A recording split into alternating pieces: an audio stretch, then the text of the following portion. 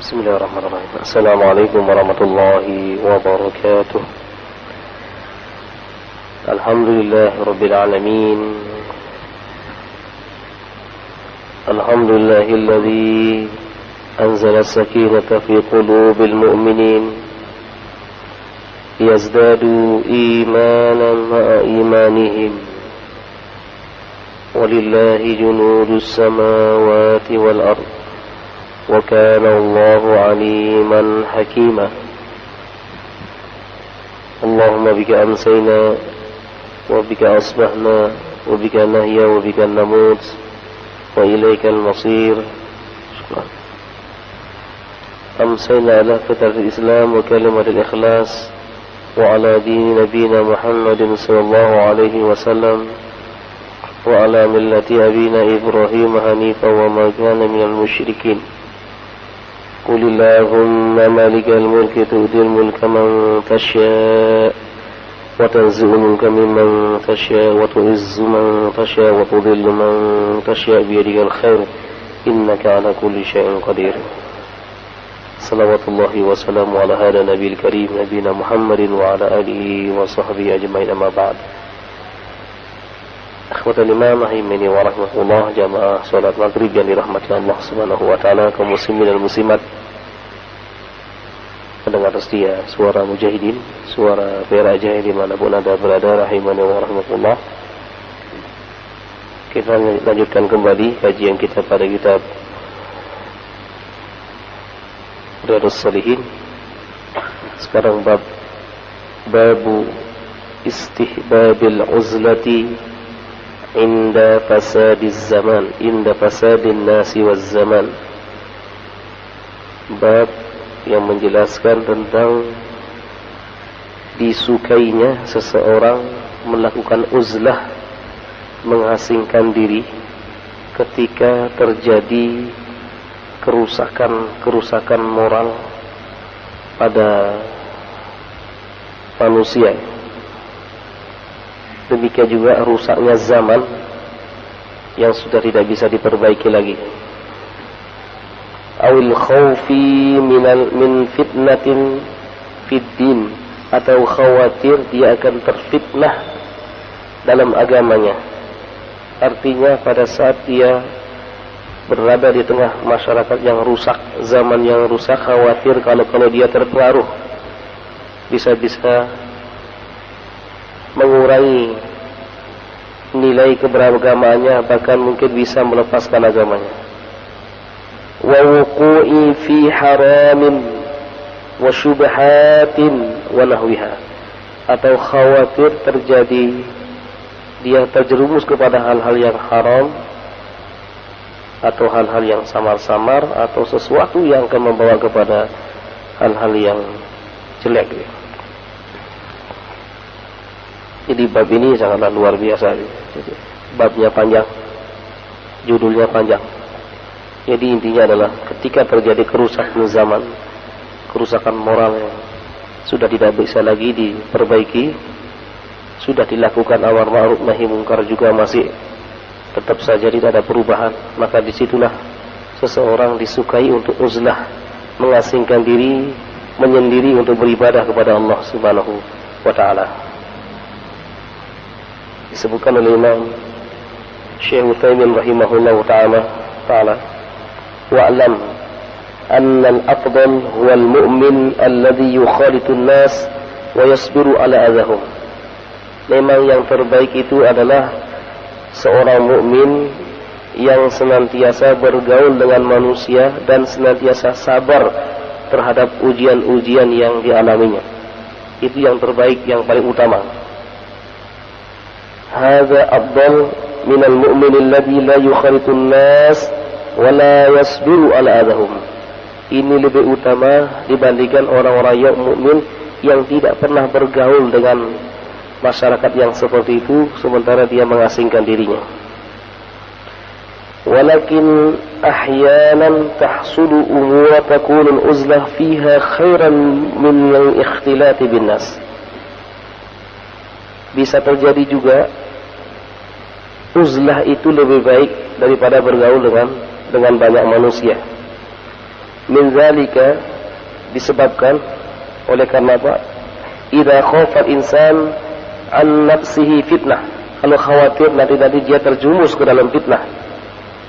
Bukan dia yang mewarnai, justru dia yang diwarnai. Misal an yakuna fi baladin yutalibu fiha bi an yanharif an dinihi, seperti orang yang tinggal di satu negeri yang mana penduduknya semuanya adalah penduduk yang menyekutukan Allah Subhanahu wa taala. Khawatir nanti kalau dia ini diajak untuk menyekutukan Allah. Maka di sini kata Syekh Utsaimin rahimahullah taala, maka lebih baik dia meninggalkan negeri yang seperti itu. Au yad'u ila bid'atin, atau mungkin dia diajak berbuat bid'ah. Au yarul fusuqa al-katsir fiha, atau di sana sudah terjadi kerusakan yang sudah sangat luar biasa rusak. Au yashya ala nafsihi min al-fawahish, atau khawatir terhadap dirinya terjadi hal-hal yang jelek. Fahuna taqulul uzla khairan lahu, maka yang seperti ini, uzlah itu, menyendiri itu, meninggalkan masyarakat seperti itu lebih utama bagi dia. Kata Imam An-Nawawi rahimahullah, kemudian Imam An-Nawawi Abu Zakaria Asy-Syafi'i mengawali bab ini dengan satu ayat di dalam Al-Qur'anul Karim, surah Az-Zariyat ayat 50. A'udzu billahi minasyaitonir rajim. Fafirru ila Allah inni lakum minhu nadhirun mubin. Larilah kalian menuju Allah Subhanahu wa taala, menuju ampunan Allah. Inni, kata Allah, sesungguhnya aku ini lakum, memberi peringatan yang nyata bagi kalian. Seseorang yang takut dengan azab Allah, maka dia justru dia harus dekat dengan Allah Subhanahu wa taala. Kalau seorang yang takut dengan binatang buas, harus dia lari menjauh dari binatang buas. Tetapi kalau seseorang yang mengharapkan surganya Allah dan takut dari azabnya, maka dia harus dekat dengan Allah Subhanahu wa taala. Hadis yang pertama pada bab ini, wa an Abi Sa'id wa an Sa'ad bin Abi Waqqas radhiyallahu anhu qala sami'tu Rasulullah sallallahu alaihi wasallam yaqul. Sa'ad mengatakan, saya mendengarkan Rasulullah sallallahu alaihi wasallam bersabda, innallaha yuhibbul 'abda at-taqiyyal ghaniyyal khafi. Sesungguhnya Allah Subhanahu wa taala menyukai hamba-hambanya yang bertakwa.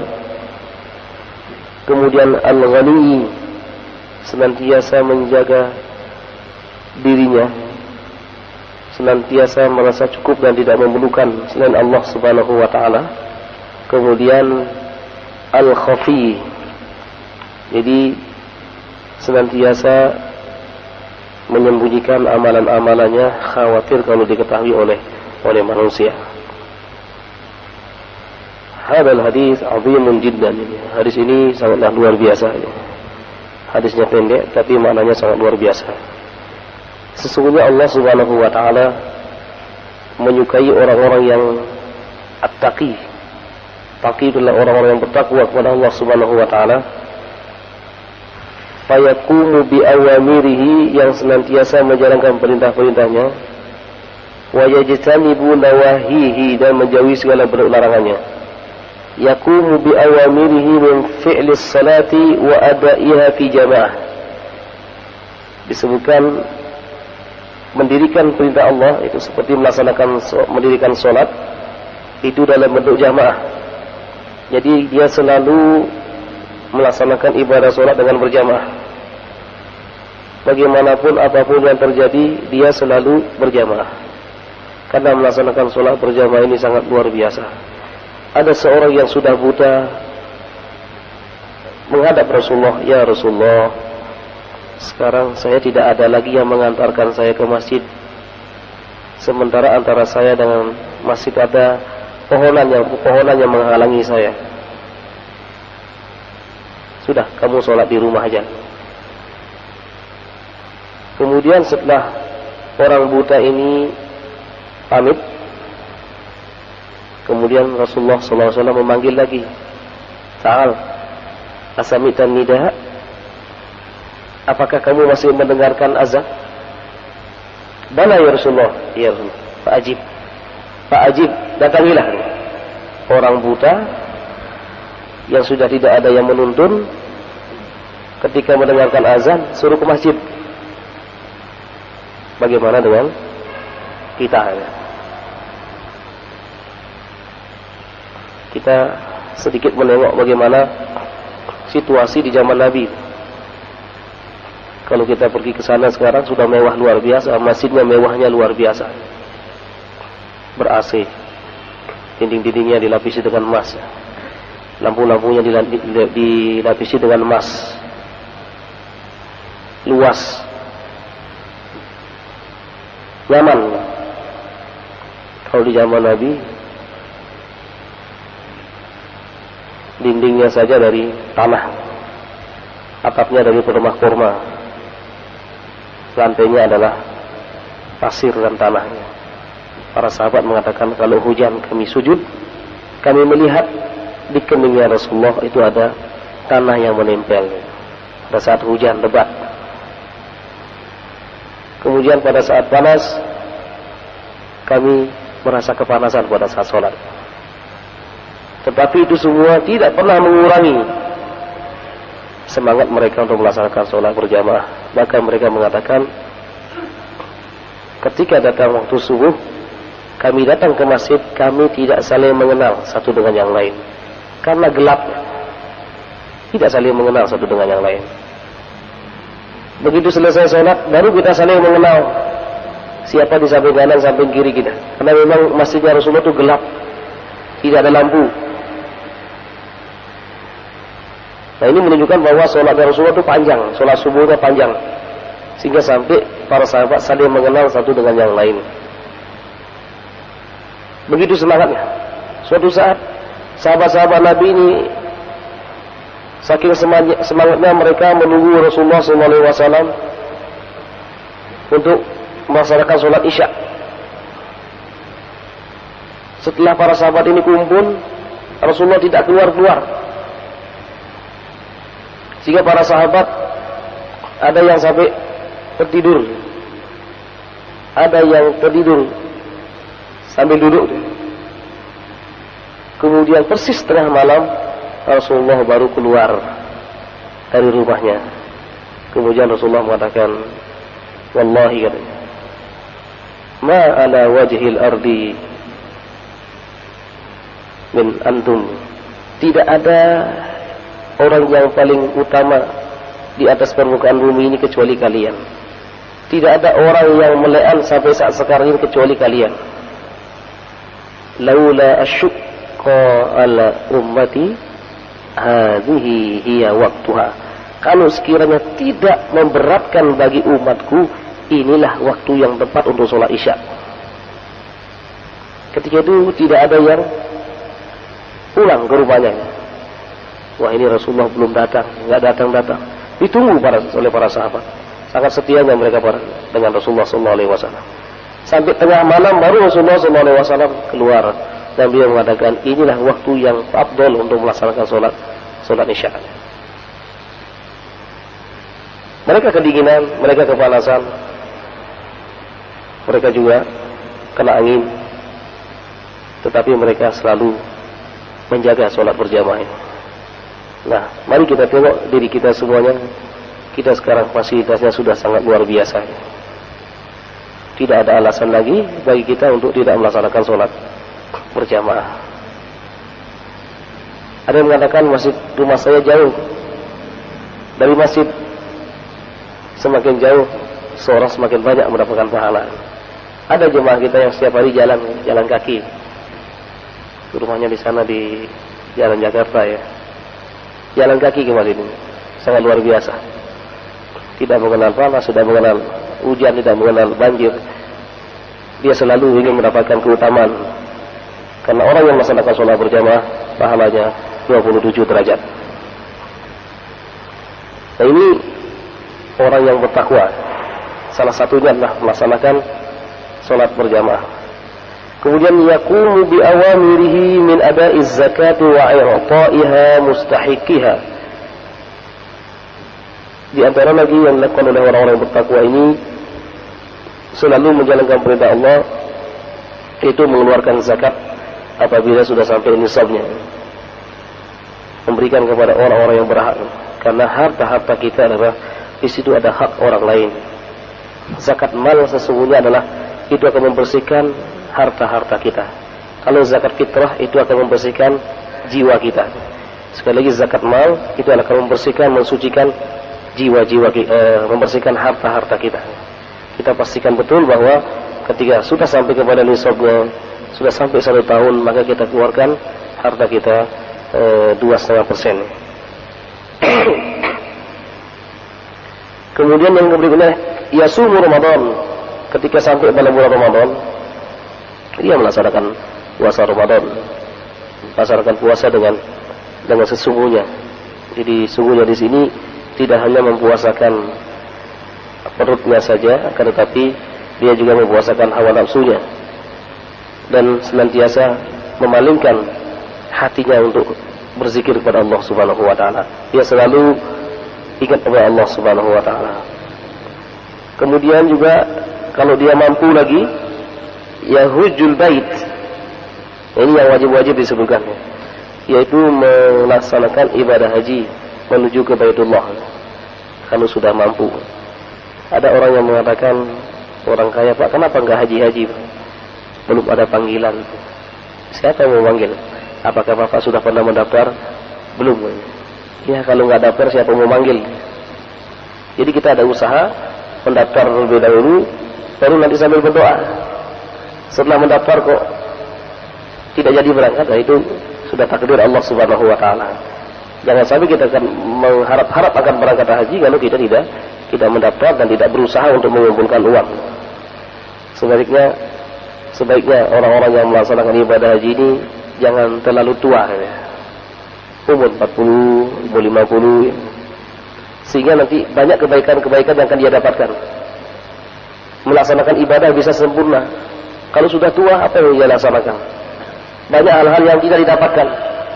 Karena prosesi pelaksanaan ibadah haji adalah ibadah fisik. Lebih banyak fisiknya. Tawaf, sa'i, melontar jumroh, semuanya jalan isinya. Oleh karena itulah, yang memiliki umur misalnya sekarang 30 tahun, mulai sekarang menabung. Siapa tahu 10 tahun lagi nanti bisa berangkat haji. Insya Allah kalau kita menabung, semangat, ya. Kalau kita sudah punya tujuan untuk ke sana, semangat. Tapi kalau tidak ada semangat, tidak ada menabung, maka tidak akan pernah semangat untuk bekerja. Ikhwatal iman rahimani wa rahmatullah. Kemudian Syekh Utsaimin mengatakan, ya birru walidayhi. Ciri-ciri orang yang bertakwa ini juga selalu berbuat baik kepada kedua orang tuanya. Bagaimana orang tuanya yang jauh misalnya? Ada yang selalu bertanya lewat SMS. Ya kalau jauh, ya kita sering-sering menelpon, paling tidak menanyakan kabarnya. Kalau punya kelebihan rezeki, maka kita kirim untuk orang tua kita. Paling tidak kita setahun sekali mungkin kita bisa silaturahim. Bagaimanapun apapun yang terjadi, kita harus menemui orang tua kita. Apalagi kalau orang tuanya dekat. Demikian juga yang sudah meninggal dunia. Ketika kita berdoa, jangan lupa mendoakan kedua orang tua kita yang sudah meninggal dunia. Diampuni dosa-dosanya, diluaskan kuburannya, diberikan cahaya kuburannya, dan dimasukkan dia ke dalam surga. Kata Imam Ahmad rahimahullah, yabirru walidayhi. Kemudian wa yasiru arhamahu, senantiasa menjaga silaturahim. Silaturahim sesungguhnya adalah, mungkin ini sulit dilaksanakan. Rasulullah dalam sabdanya mengatakan, silman kotoak, silaturahimi orang yang memutuskan hubungan denganmu. Sulit ini. Silaturahimi orang yang memusuhimu, orang yang memutuskan hubungan denganmu. Wa a'ti man haramat, berikan kepada orang yang tidak pernah memberikan kepadamu. Dia tidak pernah memberikan kita, tapi kita selalu memberikan. Kemudian wa'afu man ghadabat, maafkan orang yang membencimu. Ini sesungguhnya 3 hal ini memang sulit semua. Itulah sebenarnya adalah tuntutan dari agama ini, menyambungkan silaturahim terhadap orang yang sudah memutus hubungan itu. Mungkin kalau yang normal-normal biasa silaturahim ini suatu yang biasa, tapi dia luar biasa. Kalau seseorang mampu menyambung silaturahim kepada orang yang memutuskan hubungan kepadanya, ini yang luar biasa. Memberikan sesuatu kepada orang yang tidak pernah memberi, ini luar biasa. Kemudian memaafkan seseorang yang membencinya, ini juga luar biasa. Kalau ini mampu dilaksanakan, maka Rasulullah SAW akan menjanjikan bahwa dia nanti adalah termasuk min ahli jannah, termasuk orang-orang yang akan masuk ke dalam surganya. Yang berikutnya adalah yuhsinu ila jiranihi, selalu berbuat baik kepada tetangganya. Karena sesungguhnya sempurnanya dan tidaknya iman seseorang itu adalah dilihat dari akhlak. Akmalul mu'minina imanan ahsanuhum khuluqa. Orang mukmin yang paling baik, paling sempurna imannya adalah orang mukmin yang paling baik akhlaknya.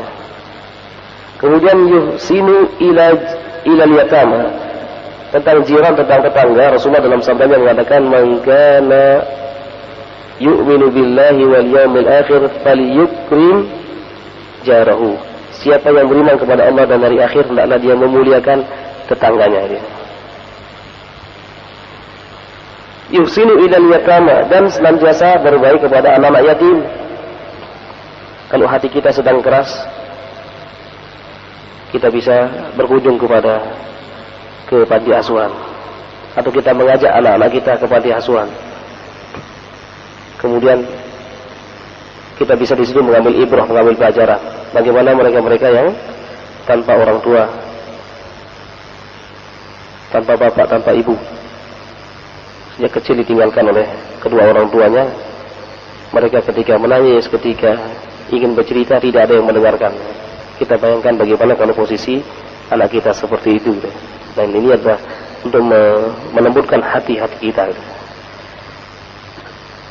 Ila ghairi zalika min anwa'it taqi wal birri wa abwabil khair, dan masih banyak lagi kebaikan-kebaikan yang lain. Inilah ciri-ciri orang yang bertakwa. Ini Allah mengatakan, Rasulullah dalam sabdanya mengatakan, sungguhnya Allah menjaga orang-orang bertakwa yang sebagaimana disebutkan tadi. Kemudian al-ghani alladhi istaghna bi nafsihi 'anil nas, ghaniyun billahi azza wa jalla amman siwah, la yas'alu nas syai'an wa la yata'arradu lin-nasi bitadallulin, bal huwa ghaniyun 'anil nas mustagnin bi rabbih la yaltafit ila ghairihi. Jadi dia senantiasa menggantungkan pengharapan-pengharapannya kepada Allah Subhanahu wa taala. Dia tidak pernah mengharapkan bantuan dan uluran tangan orang lain.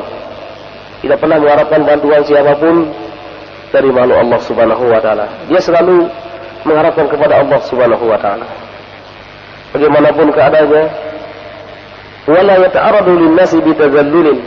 Dia tidak pernah mengharap apalagi merendahkan dirinya kepada manusia. Disebutkan oleh Ibnu Qayyim rahimahullahu taala di dalam kitabnya yaitu Tazkiyatun Nafs, man yas'alin nasu yughdibuhu wa man yas'alillahu yurdihi. Siapa yang selalu minta kepada manusia, manusia akan marah kepadanya. Siapa yang selalu minta kepada Allah, maka Allah akan meridhoinya. Allah akan meridhoinya. Ketika kita ingin meminta, maka mintalah kepada Allah Subhanahu wa taala, karena Allah itu Maha Ghani. Kemudian yang terakhir adalah al-khafi. Allah suka kepada orang yang khafi. Khafi di sini huwallazi la yadhhar nafsahu wa la yahtamu an yadhhara indan nas. Orang yang senantiasa beribadah, kemudian beramal, tidak ingin dilihat oleh orang. Dia senantiasa menyembunyikan dirinya, menyembunyikan amalan-amalannya. Au yusharu ilaihi bil banan, atau orang selalu memuji-mujinya, dia tidak ingin yang seperti itu terjadi. Au yatahaddatsu nasu anhu, atau orang ingin membicarakannya, selalu ingin supaya dilupakan oleh orang, supaya tidak ada yang mengingat-ingat dia. Tajiduhu fi baitihi ila al-masjid. Dia hanya melangkahkan kakinya dari rumahnya ke masjidnya, dari rumah ke masjid, rumah ke masjid. Wa min masjidihi ila baitihi, dari masjid ke rumahnya. Wa min baitihi ila aqaribihi wa ikhwanihi yakhfi nafsahu. Kemudian ketika melakukan silaturahim pun tidak diketahui oleh siapapun kecuali dia dengan Allah Subhanahu wa taala.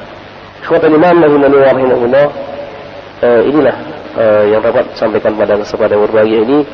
Baru satu hadis kita bacakan, hadisnya pendek tapi memiliki makna yang sangat luar biasa yang diriwayatkan oleh Imam Muslim. Jadi dapat diambil kesimpulan bahwa Allah Subhanahu wa taala senantiasa mencintai hamba-hambanya yang bertakwa dan senantiasa mencukupkan dirinya dari orang lainnya. Dia cukup dengan Allah Subhanahu wa taala. Demikian juga kalau beribadah, beramal apapun, dia selalu menyembunyikan amalan-amalannya dari pandangan manusia.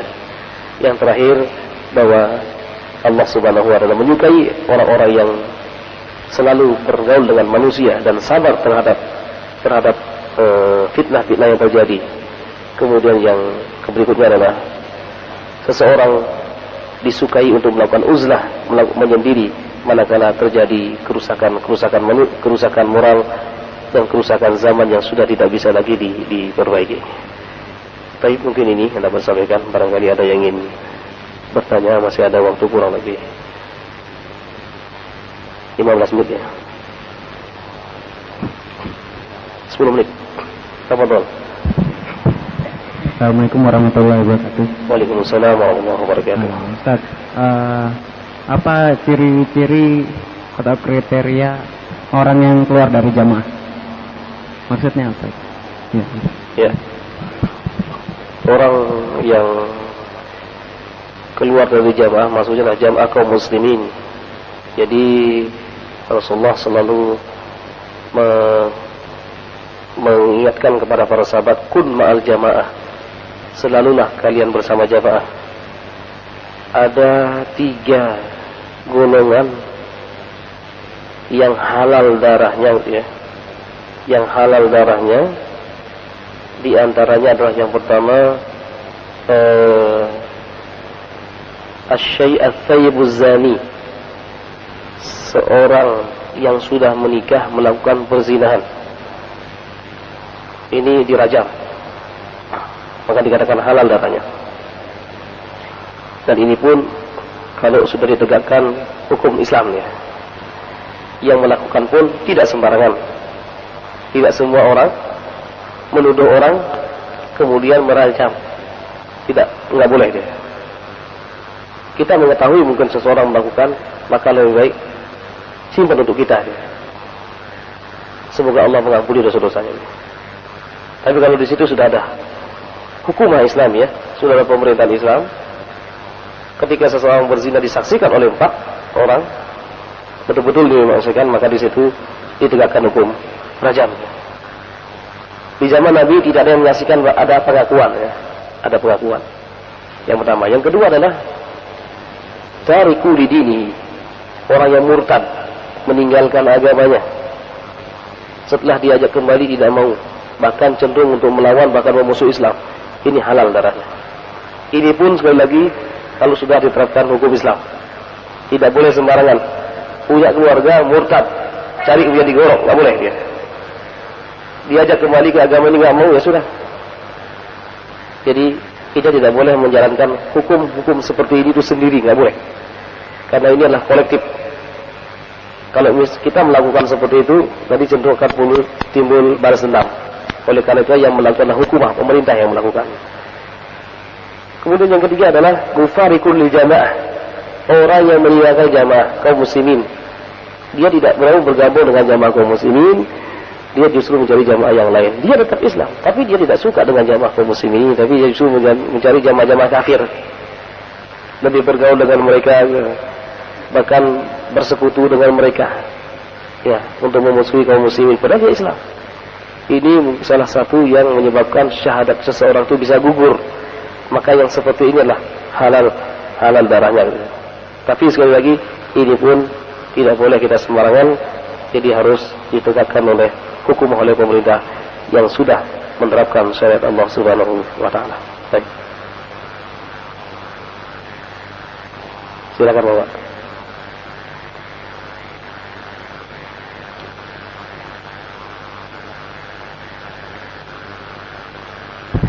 Assalamualaikum warahmatullahi wabarakatuh. Waalaikumsalam warahmatullahi wabarakatuh. Yang perlu kami tanyakan Pak Ustaz, tiap-tiap musim haji kok pasti ada masalah.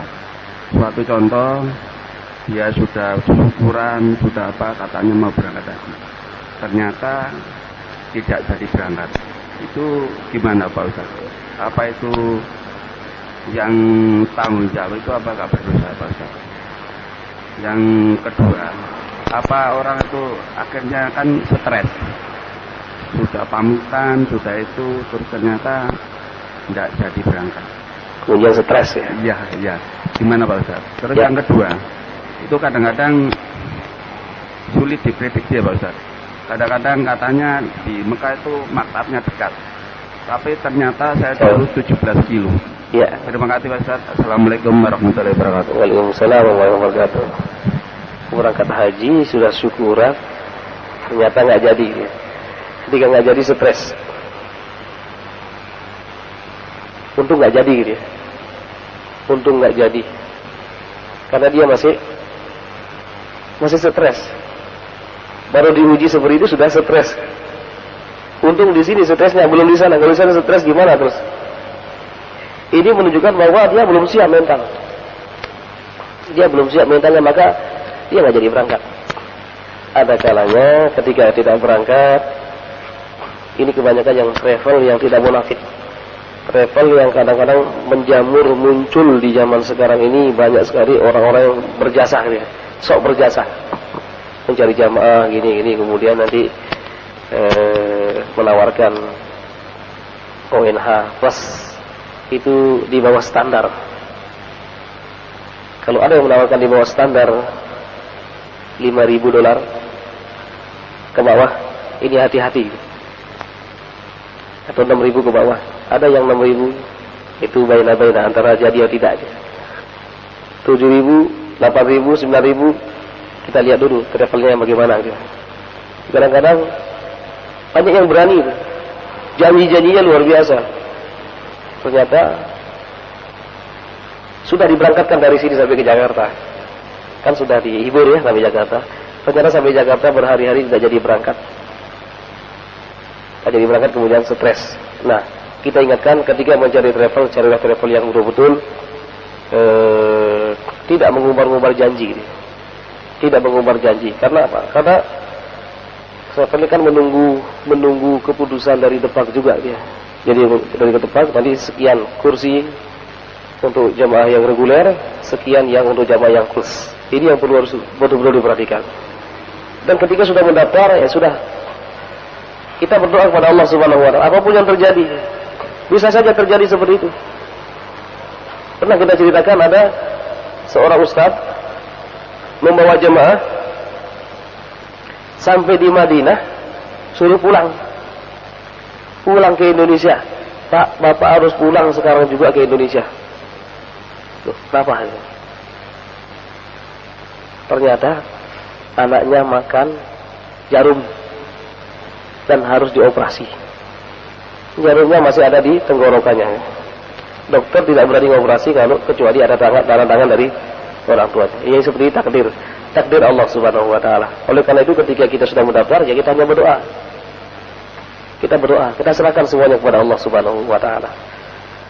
Ada yang juga sampai di apa? Sudah di asrama haji. Begitu mau diangkut tak berani dia, tak berani naik pesawat. Ada yang seperti itu dia, tak berani naik pesawat. Akhirnya nggak jadi berangkat. Nah, ketika seseorang nggak jadi berangkat, ya sudah, di sini dia harus mengembalikan kepada dirinya. Oh iya, saya mungkin belum saatnya. Harus introspeksi diri. Kenapa saya nggak berangkat? Mungkin masih ada kekurangan dari diri saya. Nah, kalau stres tadi, syukur stresnya di Indonesia. Bagaimana kalau di sana? Berarti dia belum siap untuk menghadap Allah Subhanahu wa Ta'ala. Bagaimana kalau di sana nanti melihat orang, berbagai macam orang, apalagi memiliki temperamen yang tinggi, mungkin ketika tawaf bersanding dengan orang hitam, dengan orang besar, dengan orang ini, ketika sholat dilangkahi sama orangnya, namanya musim haji ini. Kadang orang ya ada lagi kita duduk begini enak-enak, tiba-tiba ada yang depan kita, tiba-tiba duduk dia. Ini berarti dia belum siap mentalnya. Jadi kalau seperti itu kita harus melihat diri, oh mungkin belum siap. belum cocok datang berangkat ke sana ya. Karena orang yang melaksanakan ibadah haji, ilmu harus cukup ya. Selain harta yang dimiliki, ilmu harus juga cukup. Dan juga harus mengetahui betul keadaan di sana. Maksudnya adalah adat-adat di sana itu harus kita ketahui. Karena beda adat di sini. Kalau di sini pegang kepala kita itu kita marah ya. Kalau di sana tidak. Adatnya kalau pegang kepala bagus. Kalau ada orang marah, pegang jenggotnya selesai. Di sini pegang jenggotnya, marah Pak. Di sana jangan sampai pegang bokong. Kita kadang-kadang suka usil. Mukul bokongnya orang. Di sana jangan sampai. Orang itu marah nanti. Dan di sana juga banyak bawa sabar. Itulah. Kita duduk-duduk apalagi orang Indonesia kan baik-baik orang Indonesia. Duduk-duduk tiba-tiba ada orang hitam depan kita duduk. Apakah ketika itu kita berlapang dada atau tidak dia? Atau kita juga sudah saya ini sudah terbiasa di sini sholat bawa sajadah. Ketika ada orang lain tidak mau di sana terbawa egois gitu. Ini sebenarnya orang yang melaksanakan ibadah haji untuk memiliki sifat-sifat yang seperti itu karena dia akan bertemu dengan hamba-hamba Allah dari berbagai macam etnis, dari berbagai macam bentuk manusia di situ ada, berbagai macam karakter, ada yang keras, ada yang lembut, ada yang macam-macam gitu. Ada yang ketemu dengan orang yang tidak pernah mandi. Gitu. Ini ujian bagi kita semuanya, orang-orang Afrika kan. Baik. Kemudian yang kedua tadi adalah maktab ya, tentang maktab. Ini juga kesiapan mental. Sudah ada bismillahirrahmanirrahim, saya berangkat ke sana. Kalau saya dapat jauh, ya mudah-mudahan pahalanya lebih banyak deh. Banyak orang nggak siap itu, ngomel di sana. Ini ujian. Sebagaimana disebutkan dalam Al-Quran, man yahujju walam yarfus walam yafsuk rajaka yaumin waladatuhu ummuhu. Siapa yang haji tidak rafas, tidak fusuk, maka dia kembali seperti bayi yang baru dilahirkan. Man yahuju di dalam Al-Quran, saya lupa ayatnya, yang surah Al-Baqarah, Allah Subhanahu wa ta'ala mengingatkannya kepada orang-orang yang melaksanakan ibadah haji. Dan ini ujian betul ini terjadi ini. A'udzubillahi minasyaitonir rajim. Al-hajju asyhurun ma'lumat. Faman farada fihinna al-hajja fala rafatha wala fusuqa wala jidala fil haji. Haji itu ada beberapa bulan yang telah ditentukan. Siapa yang ditakdirkan berangkat haji, maka hendaklah jangan rafas. Rafas ini adalah perkataan yang menimbulkan nafsu. Wala fusuk, jangan berbuat fasik, keluar dari ketaatan. Yang ketiga ini nggak bisa dihindari. Wala jidala, jangan berdebat. Ini muncul nanti. Ini muncul benar, sudah ada. Wala jidal ini akan muncul perdebatan. Wah begini. Ketika melihat orang sholat begini, ketika melihat macam-macam, itu akan muncul yang ketiga nih, wala jidala. Itu tidak bisa dihindari. Oleh karena itulah kembali kepada tadi kesiapan. Dimanapun kita ditempatkan nanti ya sudah. Kalau jauh mudah-mudahan yang pertama saya dapat pahala yang banyak. Ya. Kemudian yang kedua, yang mudah-mudahan ini bisa jadi olahraga bagi saya, bisa jalan, bisa kuat. Sudah, apapun kita terima dengan senang hati. Gitu. Ini juga harus betul-betul di sini dan juga ketika pulang. Boleh nanti misalnya memprotes, sapandol silakan. Kenapa kok saya maktabnya jauh padahal dijanjikan ini, itu boleh. Jangan sampai yang protes ini juga mengurangi nilai haji kita ya. Kita sudah melaksanakan ya, kita hanya memberitahukan. Ya kalau menjanjikan sesuatu itu hendaklah betul-betul ditepati ya. Tapi jangan sampai kemudian kita diprotes, minta uangnya lagi dan sebagainya. Jangan ya. Tapi mungkin ini yang saya sampaikan pada kesempatan berbagi ini karena sudah waktunya tinggal 2 menit lagi. Qouli hadza wa astaghfirullaha li wa lakum subhanakallahumma wa bihamdika asyhadu an la ilaha illa anta astaghfiruka wa atubu ilaik wa sallallahu ala nabiyyina Muhammadin wa ala alihi wa sahbihi ajma'in. Assalamualaikum warahmatullahi wabarakatuh.